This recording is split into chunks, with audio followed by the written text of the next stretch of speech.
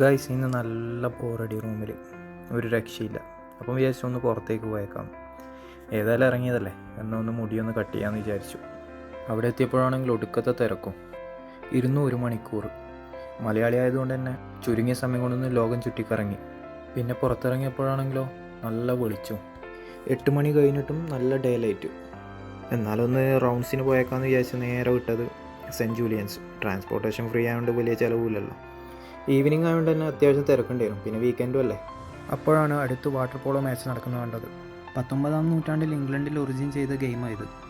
ഇപ്പം മാൾട്ടയിലും മറ്റ് എല്ലാ യൂറോപ്പ് രാജ്യങ്ങളിലും ഇത് കാണാൻ സാധിക്കുന്നുണ്ട്. കുറച്ചു നേരം കളിയും കണ്ട് ആടിയിരുന്ന് പിന്നെ ബോറടിച്ചപ്പോൾ ഒന്ന് പുറത്തേക്ക് ഇറങ്ങി. പിന്നെ കടലും നോക്കി കുറച്ച് റിലാക്സ് ചെയ്ത് ഒരു പിസ്താഷ്യൻ്റെ ഒരു സ്കൂപ്പ് ഐസ്ക്രീമും കഴിച്ച് അപ്പോഴത്തേക്ക് 9 മണി പാസ് ചെയ്തു. പിന്നെ കിട്ടിയ ബസ്സും കയറി റൂം പിടിച്ചു. വീഡിയോ ഇഷ്ടപ്പെട്ടെങ്കിൽ ലൈക്കും സബ്സ്ക്രൈബും ചെയ്യുക.